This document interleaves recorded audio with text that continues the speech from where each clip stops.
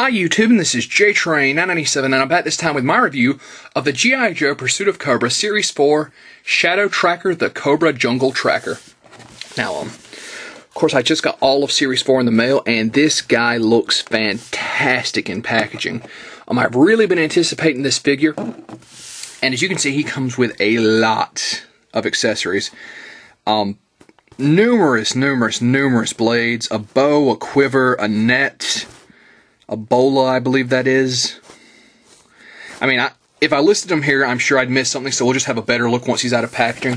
And his base, you can just barely make it out through all the accessories down here. On the back here, he's from the Jungle Assault. You have your same old spiel about G.I. Joe. And his file card says, Shadow Tracker works for Cobra as a wilderness hunter and guide. Scorning conventional firearms, he uses traditional weapons from around the world. He tracks his prey using primal instinct. He hears the dark whispers of the jungle, senses distant footfalls in the earth, and tastes his victim's fear in the wind. When Skydive lands in the jungle, Shadow Tracker instantly knows and starts the hunt. Mission equipment, dart trap, reinforced escape-proof capture net. So, a very nice looking figure. That being said, let's pull this bad boy out of the packaging. This figure is phenomenal. I rarely run into something so amazing in the G.I. Joe line, let alone that Pursuit of Cobra. Every figure's been an absolute knockout. This guy is all around great.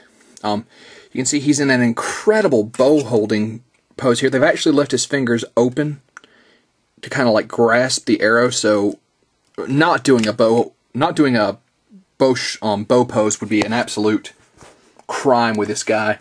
But little things like that aside, I also know I probably have his quiver in the wrong place. We'll get to that in a second.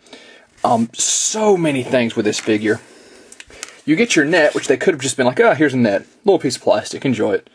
There's little handles where you can just pull it up, and it actually kind of just draws up so you can catch a G.I. Joe in there. Throwing that off to the side. You get these two very interesting blades. I'm not sure what their technical names are, but very unique, very nice looking. A more traditional machete. This appears to be a bayonet of some type, but I don't see... Pretty big to be a bayonet, I don't know. Of course, his bow, as you've already seen. His staff, which has a little space right here. I'm not sure what's supposed to go there, but you can put another weapon on there. Of course, his bola, which is up pegged over here. And of course, his quiver, which has a removable arrow. All very nicely detailed. Just all around good stuff. And that leads me to pretty much my one and only complaint about this figure is that it's really difficult figuring out... Oh, also, little knife in a sheath back here on his back. One and only complaint about this figure, really, and that's that so many amazing weapons, and you want them all. You want him to be holding them all so bad. It's really confusing figuring out where like most of the weapon storage go, because he's got a peg here, a peg here. His dreads are covering up this peg in the back, which I'm assuming is where they thought the quiver would go. So a hole in the hair would have been nice to allow the quiver to fit on.